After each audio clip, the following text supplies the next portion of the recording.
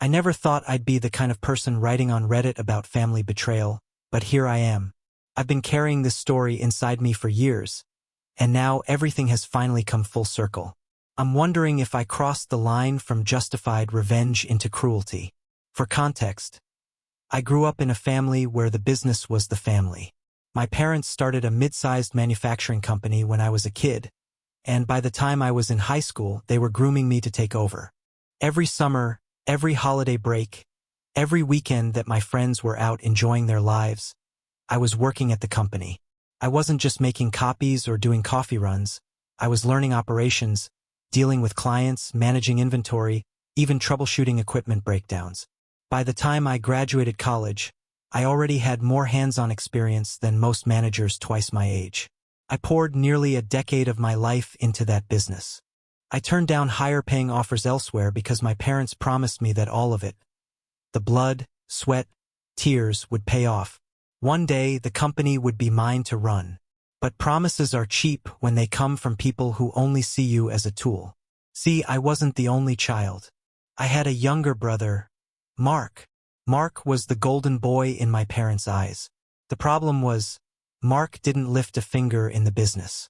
He partied, traveled, burned through money, and whenever he got bored, he'd work in the office. Meaning he'd sit at a desk, watch YouTube, and leave early. If I said anything about it, my parents would brush it off. He'll grow into it. Spoiler, he never did. Everything came to a head during the recession. The company was struggling, and my parents sat me down. I thought they were going to finally recognize all my work, maybe even promote me officially into leadership. Instead, they blindsided me. They said they needed to cut costs and that I was the expendable one. Not Mark. Me. I can still remember the exact words. "You'll understand one day. We're keeping the family balance intact. You're strong enough to find your way somewhere else." That was it. 10 years of dedication, gone in one conversation. My own parents fired me. I walked out of that office with no severance, no gratitude, nothing. Just humiliation. For years, I couldn't even drive past the building without feeling sick. But life has a funny way of turning tables. Because years later, when their empire began to crumble, I was in a position they never expected. And I had the choice to save them or let them drown. And I didn't save them. Now, I can't stop asking myself, did I finally stand up for myself? Or did I become just as cold-hearted as they were to me? After my parents fired me, I felt like I'd been gutted. I didn't just lose a job, I lost my identity. For years, the business had been my whole life. I woke up thinking about production schedules, went to sleep worrying about clients, and spent every hour in between solving problems. Now, suddenly, I was just disposable. I spiraled for a while. I moved into a tiny apartment because I couldn't afford rent in the city anymore. I took odd jobs, bartending, delivery driving, even working in a warehouse just to scrape by. I'd scroll through LinkedIn and see people I used to manage bragging about their promotions. Meanwhile, I couldn't even put "fired by my parents" on a resume without sounding insane. What stung the most wasn't even the financial hit. It was the betrayal. I had sacrificed everything for that company. My relationships, my 20s, my peace of mind. All for what? To be told that Mark, who spent most days drunk or glued to his PlayStation, was more valuable than me because he kept the so-called family balance. The bitterness festered. I'd replay that meeting in my head. The calm way my parents explained why they were keeping Mark. The look on my mom's face like she expected me to nod and say, "Of course, I understand." I wanted to scream. But here's the thing. Bitterness only gets you so far. At some point, survival instinct kicks in. So I started rebuilding. Slowly, painfully. I applied to every opening I could find, even ones way below my skill level. Eventually, I landed a position at a small but ambitious competitor company. At first, it was just a job to pay the bills. But within a few months, I realized something. These people valued me in a way my own family never had. They gave me responsibility and I thrived. I climbed quickly, moving from operations manager to director, then VP. For the first time, I wasn't just the kid helping out the family business. I was respected. I was listened to. My ideas weren't dismissed. And, ironically, I started making a lot more money than I ever did under my parents. Meanwhile, I kept tabs on my family's company from a distance. It wasn't hard. The industry is pretty tight-knit.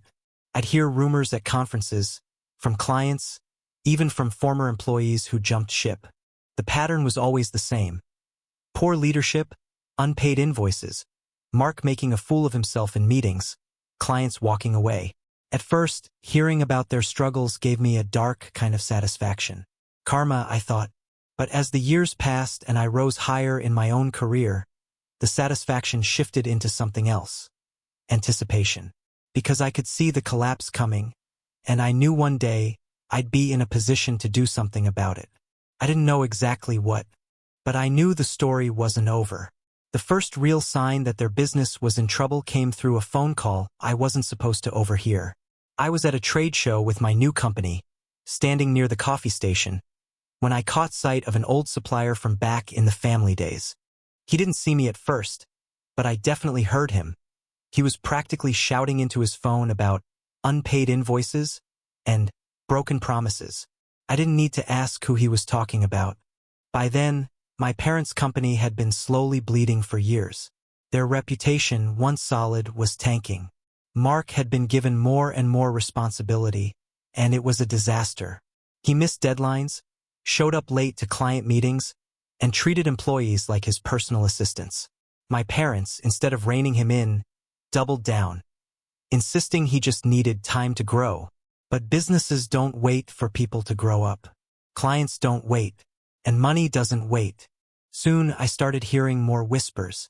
Longtime customers shifting their contracts to competitors. Key employees walking away. Even banks pulling back lines of credit. Their empire, the same one I had built part of my life around, was crumbling piece by piece. And that's when the calls started. First, it was my mother. I ignored her at first, because all she wanted to do was catch up. But then she left a voicemail, her voice tight and nervous. "We could really use your help with some consulting. Just a few months until things stabilize." I laughed when I heard it. Consulting? That was their word for free labor. The same people who told me I was expendable now wanted me to swoop in and fix their mess. Then my dad called. His tone was more blunt. "We know you're doing well. We've heard. Maybe you can come back just temporarily. Help us restructure. We're still family after all." Still family. Those words burned. Where was family when they fired me to keep Mark? Where was family when I sat in a freezing apartment, wondering how to afford groceries? Now suddenly family mattered again, but only because they were desperate. For a split second I considered it. Not because I wanted to help them, but because some small part of me still craved their recognition. Maybe this was the moment they'd finally admit they had been wrong. But then I pictured Mark, lounging in his office chair, acting like he was king of the castle while I did all the work. And I remembered how it felt walking out of that building with nothing. So I told them no.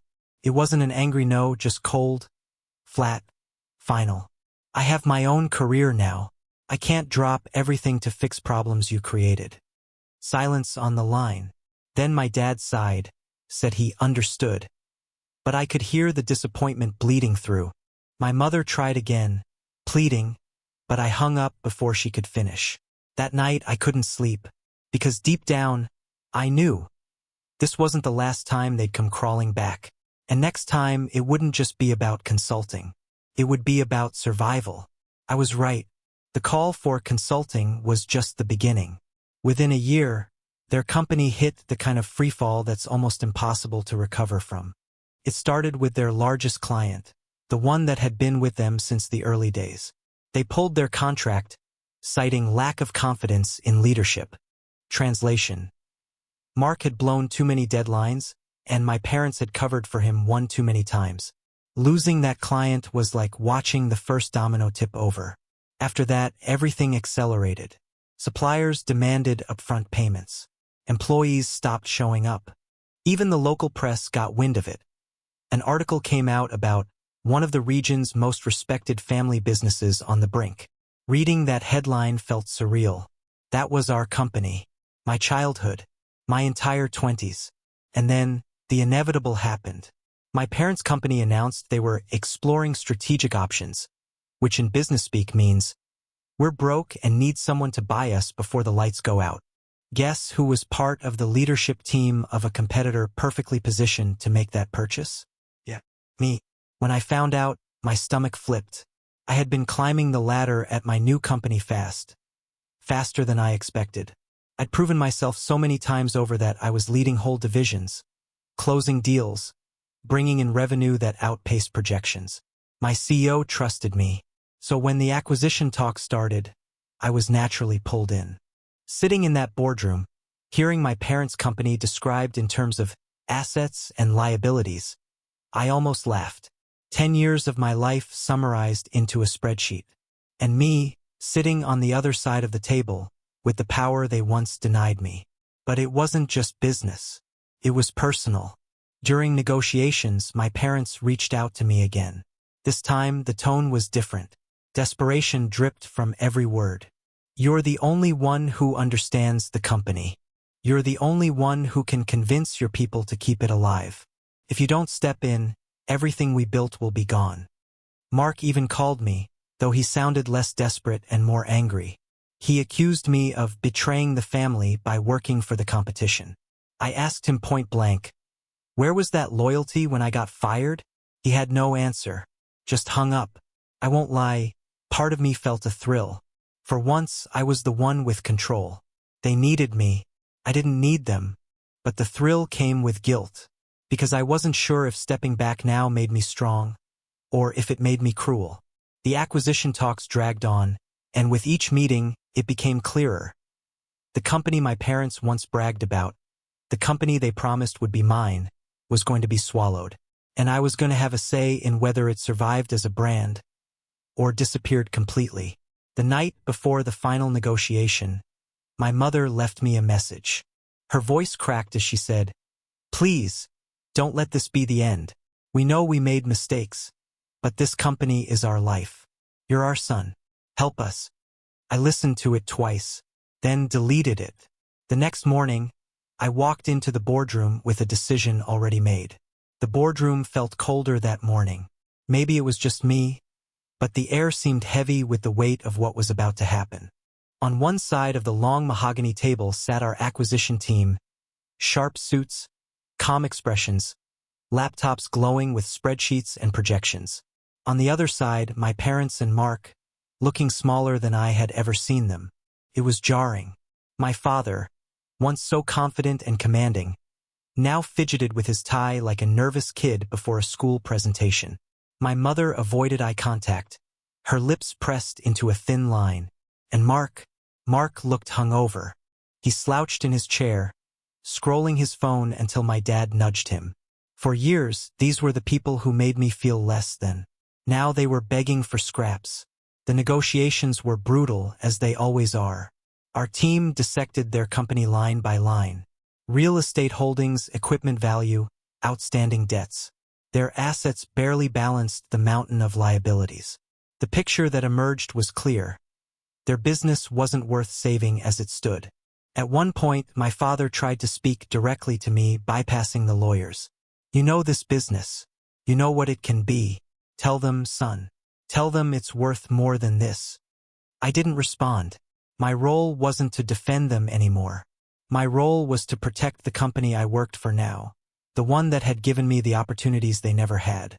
Still, I couldn't ignore the pounding in my chest. Memories flashed. My first summer working the line, late nights fixing problems no one else could, the pride in seeing shipments go out on time. All of that was tangled up with my parents' faces across the table. Finally, the CEO of my company leaned toward me. "We can make the deal work either way," he said quietly. "We acquire and rebrand, or we acquire and liquidate. It depends on how valuable you think keeping the name alive is." The entire room seemed to freeze. The choice, in a way, was mine. If I said yes, the company name would live on, though under new ownership and leadership mine. My parents might even be able to say it survived, albeit in a different form. If I said no, it would vanish. No more name, no more legacy, no more history. Just another failed business swallowed by a competitor. I looked at my parents. My mother's eyes were wet, silently pleading. My father's jaw was tight, but I saw fear in his eyes. Mark glared at me like he wanted to crawl across the table and strangle me. For a moment, I wondered if this was the part where the hero forgives, where family triumphs over pride. But then I remembered sitting in that office years ago, being told I was expendable. I remembered the empty fridge in my apartment, the humiliation of job rejections, the way my own brother laughed about me being too intense for the business. So I spoke, calmly, clearly. We move forward with rebranding. The old name dies here. The sound of my mother gasping cut through the silence. My father slumped back in his chair, like I'd physically struck him. Mark muttered something under his breath, but no one cared enough to listen. And just like that, the company I had once devoted my life to, my parents' pride, their empire, ceased to exist. I should have felt triumph, vindication. Instead, all I felt was an emptiness I couldn't quite name. The deal closed within weeks. Once the papers were signed, the transition moved fast. Faster than I think my parents were prepared for. Overnight, their authority evaporated. The company they had built, the name they had carried like a crown, was gone. I'll never forget the day the new signage went up. The old family name, the one that had been painted across delivery trucks and printed on business cards for decades, was stripped away. In its place was the bold logo of my new company.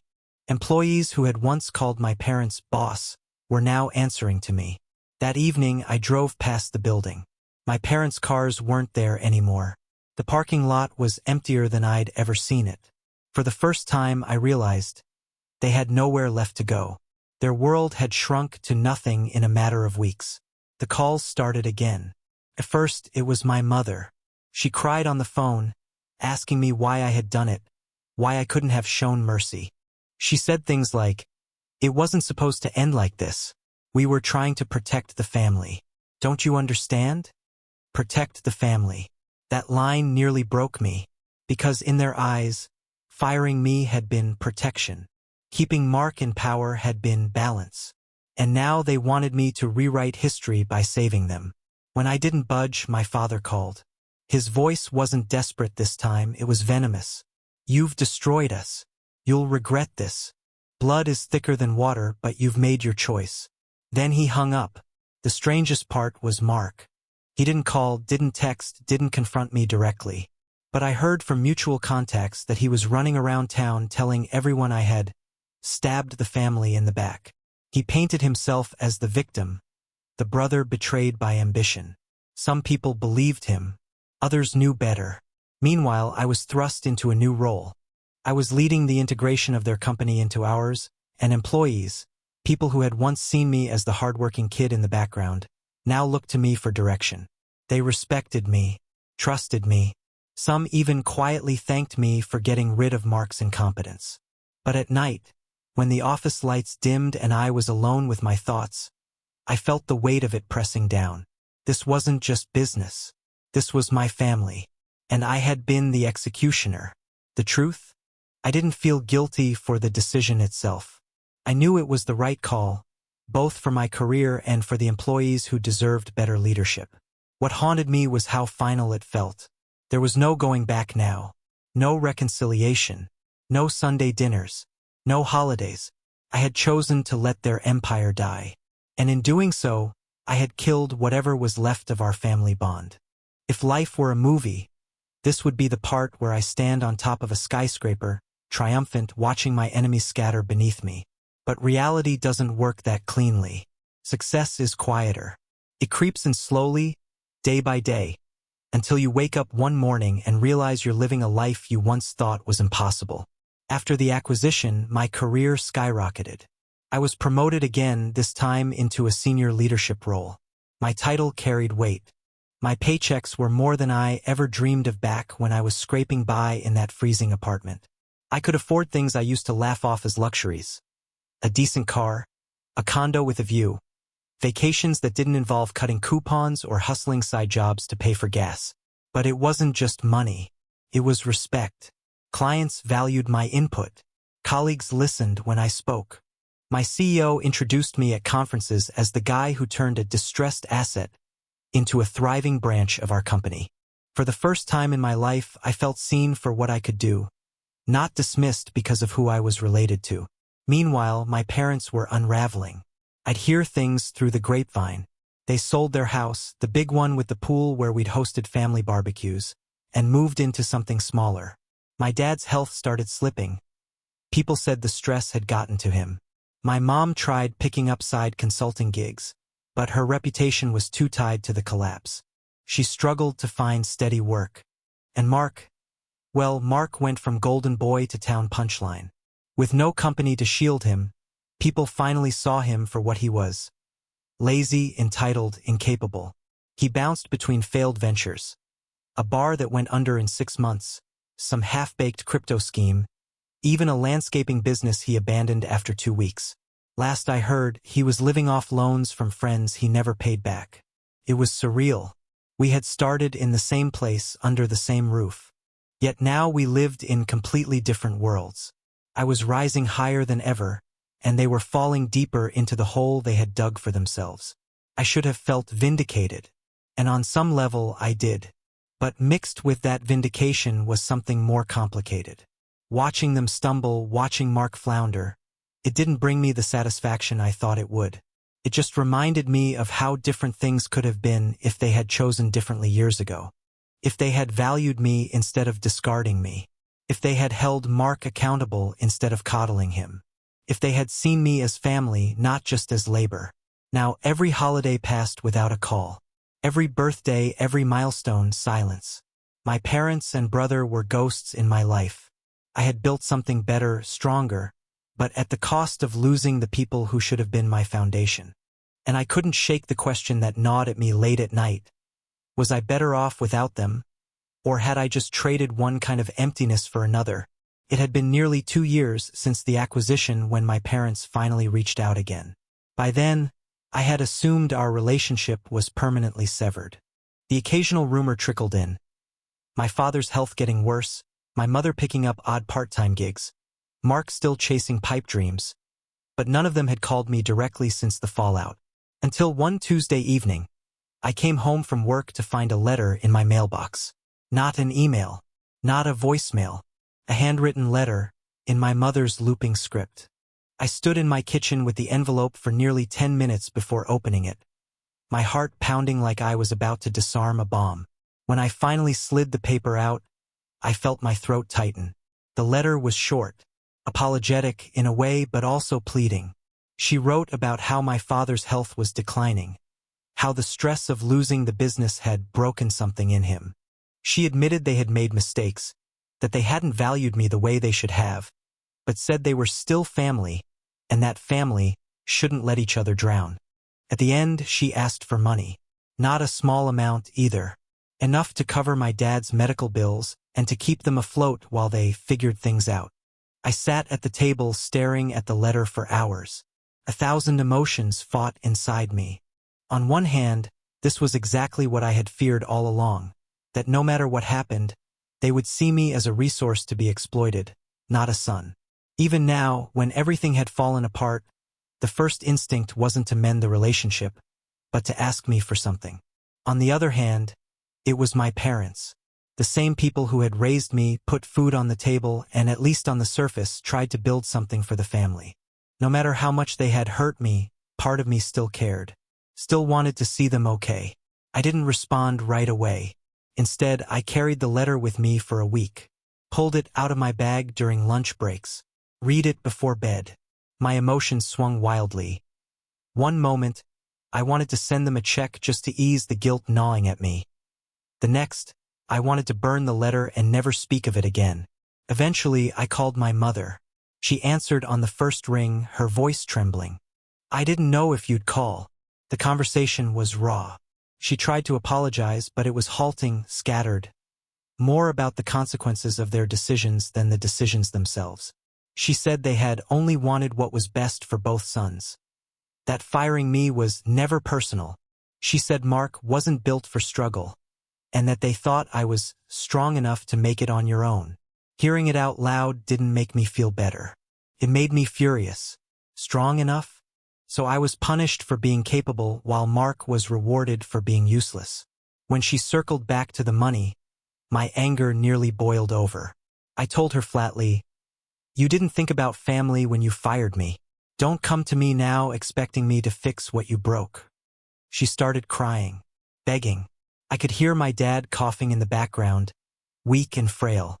For the first time, I felt the tiniest crack in my armor. Was I really going to let them sink completely? Or was this my moment to rise above it all and show I was better than the way they treated me? I hung up without giving an answer, but the question lingered like poison in my chest. Would helping them now make me noble, or just their fool all over again? For days after that phone call, I couldn't focus. At work, I'd sit in meetings staring at slides I'd normally tear apart with precision, only to realize I hadn't heard a single word. At night, I'd lie awake with my mother's trembling voice echoing in my head, the sound of my father coughing in the background replaying like a loop I couldn't escape. Every argument raged inside me at once. The case for helping them. They were my parents. They raised me, clothed me, fed me. Yes, they made terrible decisions, ones that cost me years of my life, but they were still family. And my father's health was failing. Did I really want my last memory of him to be that I turned my back when he needed me most? The case against helping them. They hadn't just made mistakes. They had betrayed me. They chose Mark over me again and again, not because it was right, but because it was convenient. They fired me to protect their golden child, leaving me to claw my way up from nothing. And now, when all their choices had finally come home to roost, they wanted me to clean up the mess. Wasn't that exactly the same cycle I'd escaped? My colleagues started noticing something was off. One of them, someone who had become a close friend over the years, pulled me aside after a meeting. "You've been distracted. Whatever's going on, talk it out before it eats you alive." So I told him, not every detail, but enough. He listened quietly, then said something I'll never forget. "There's a difference between forgiveness and becoming their safety net. You don't owe them your future just because they ruined theirs." That hit me hard. The following weekend, I drove to their new house. Smaller, dimmer, a far cry from the mansion where they once hosted industry parties and bragged about their empire. When my mother opened the door, her face lit up like I had just returned from war. My father was in a recliner, thinner than I remembered, his skin pale. Even Mark was there, arms crossed, glaring at me like I was an intruder. The tension was suffocating. We sat in silence for a while before my mother finally spoke. She apologized again, though the words still felt heavy with excuses. She begged me to reconsider, to help them just this once. My father said nothing, only looked at me with tired, hollow eyes. Mark muttered something about how I owed the family. That was the final straw. I stood up, my hands shaking, and told them exactly what I had carried for years. I reminded them of the sacrifices I had made, the promises they had broken, the humiliation I endured while Mark coasted on their favoritism. I told them I had built something on my own, and that I would not throw it away to bail them out of the hole they dug with their own arrogance. Mark exploded, calling me selfish, heartless, ungrateful. I laughed in his face. Ungrateful? For what? For being tossed aside so you could keep playing boss? My father tried to intervene, but his voice was too weak. My mother sobbed quietly, clutching my arm, whispering, "Please, he's still your brother." Pulled away. "No, he's your project. Not my responsibility. Not anymore." Then I walked out. Driving home, my chest felt tight, like I had left a piece of myself behind. But for the first time in years, I also felt free. I had made my choice. I would not be their savior. It's been over a year since that day in their living room, the last time I saw my parents and brother together. I haven't spoken to them since. No calls, no texts, not even a passing message through mutual acquaintances. In a way, it feels like they died, not literally but symbolically. The family I once knew no longer exists. My career, on the other hand, has never been stronger.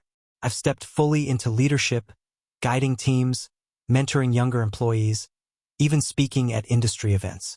I built a life that feels solid under my feet, one that no one can take away from me this time. And yet, late at night, the doubts creep in. I sometimes wonder how my father is doing, if his health has gotten worse. I wonder if my mother still cries when she thinks of me. I wonder if Mark ever realized how much they sacrificed for him, and if he regrets wasting it. A part of me aches with the absence, with the knowledge that I might never reconcile with them, that if my father passes tomorrow, the last words he'll remember from me are ones of anger. But then I remind myself, I didn't break this family. They did. When they fired me to keep Mark comfortable, when they treated me like a workhorse instead of a son, when they made it clear that their version of family only mattered when it benefited them, that was the day the bond shattered. All I did was refuse to glue the pieces back together at the expense of my own soul. Still, the guilt lingers, because even though I know I was justified, even though I know saving them would have only enabled the same toxic cycle, there's a voice in my head that whispers, what kind of person lets their own parents sink? Maybe I was cruel. Maybe I was selfish. Or maybe I was finally protecting myself the way they never did. That's why I'm here. Because I can't decide if I'm the villain in this story, or just the survivor. So, Reddit, tell me honestly, AITA for refusing to save my parents' company, and later my parents themselves, after they fired me to protect my brother?